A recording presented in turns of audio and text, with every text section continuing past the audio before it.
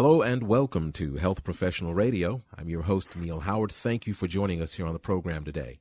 Our guest is returning to talk with us, Mr. Brendan Gaughran, known as the Liver Medic.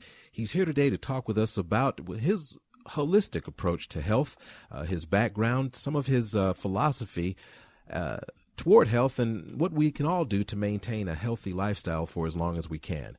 Thanks so much for coming back to Health Professional Radio with us, Brendan. Oh, thank you, Neal. I appreciate it. Thanks for having me on again. Thanks. Now, you're the liver medic.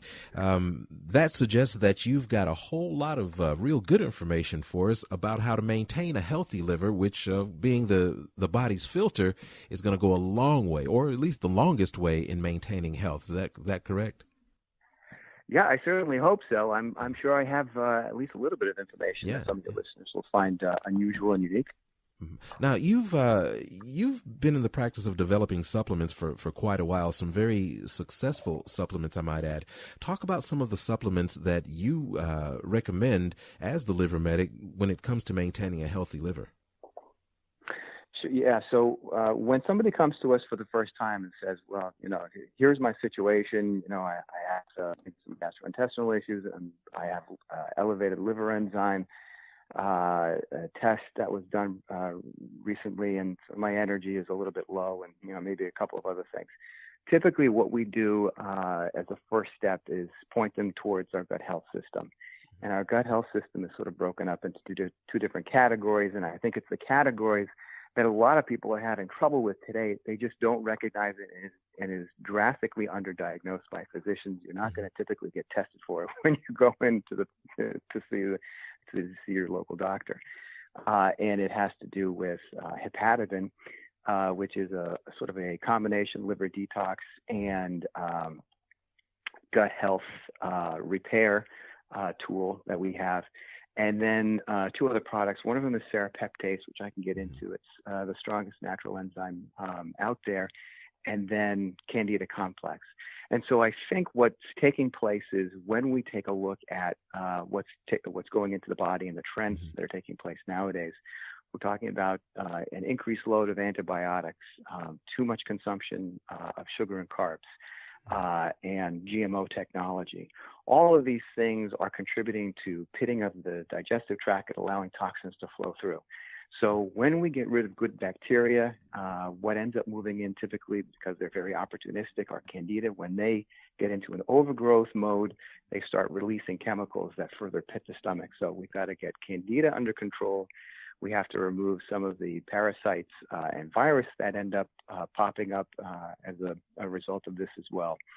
Then we have this conversation about biofilm, which is sort of this combination of virus and metals and Candida, and they can't be broken by our own immune system.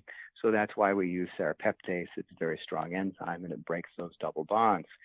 So when we employ the gut health system, what we're trying to do is we're trying to eliminate the bad actors down in the gut that are contributing to leaky gut and allowing the toxins to get into the system. And then with hepatidin, we're cleaning out the existing toxins, or at least supporting that process within the liver, and then also helping repair the GI gut lining. Do you ever see instances where diseases have been reversed or greatly reduced in their effect simply by changing the diet or introducing supplements as opposed to prescribed drugs for, certain, irritable bowel or something like that? Because it would seem that just changing the diet would reverse a large percentage of some of the problems that we go back and forth to the doctor for. Yeah, absolutely. So food be thy medicine, medicine be thy food. We've gotten away from that to a great degree, and it's not necessarily the fault of the consumer. When they pick up a vegetable in the produce aisle, they don't know what's in it anymore. This could be a GM food. It could have a lot of pesticides and herbicides in it. And once they start swallowing that stuff, they think they're doing something good for them, and they're not. And they pick up bottled water, and they might have fluoride in it. It might have parabens in it, and they don't know. So you really have to end up taking a very close look at what we're putting into our body. But absolutely, avoiding fast foods, avoiding trans fats, knowing which fats to include into the diet, drinking a tall glass of water with a little bit of lemon first thing in the morning, making sure we're always hydrated. I mean, these are simple things. Cleaning up your personal health care products, meaning you've got to become an expert at looking at labels, making sure there aren't heavy metals in deodorants, making sure there aren't things like PEG 80 and SLS in toothpaste and shampoos. So these are the types of moves that people need to start incorporating. If people were to just clean up their diets and go organic and incorporate more superfoods, go ahead and Google superfoods, that would be a tremendous help to reverse a lot of these problems that we're commonly seeing nowadays. We hear and see a lot of buzzwords when it comes to, food consumption and as that relates to advertising. You just mentioned organic. I remember when light was the buzzword for good health, or low this or high that. What exactly nowadays, when you say organic, are you referring to? Yeah, this would be sort of the opposite of GMO food. So, for instance, corn. Corn is 95% GMO in this country now, which doesn't allow for a whole lot of leeway in terms of organic. So, buy local, ask a lot of questions of the local farmer, know sort of the dirty dozen. These are vegetables and fruits that are particularly susceptible to pesticides. So, spinach and blueberries and strawberries are on those lists and that kind of stuff. Those are types of things that we're really talking about. It's reducing herbicide and pesticide use, and these are the most dangerous types of herbicides and pesticides. They have changed and morphed over the last 10 or so years, and we have not changed with that. The other countries, by the way, around the world have figured this out. This is one of the reasons why, even our neighbor to the north, Canada, has said no to GMO foods. So this is not, America is literally living inside of a bubble. And eventually enough, we'll get to a sort of a critical tipping point. We're going to start to either labeling as the first step, banning as the second. So that's hopefully the direction we're going in. Now, that's a lot of information to try and keep track of when you're just out trying to, decide which are the best ingredients to make the best sandwiches. Is there some place we can go online that kind of consolidates some of this information for us, and we can, move on to that next step without perusing the entire internet? Right. I totally agree with that. So Stanford University has a fantastic group of scientific researchers that have created a diet called the FODMAPs diet, FODMAPS. And that is an excellent sort of guide for how to eat, what to avoid, what to incorporate. And when people take a look at it, they'll notice that it's sort of in line with what physicians have been saying for a lot of years. Eat an alkaline diet, make sure it's fruits and vegetables.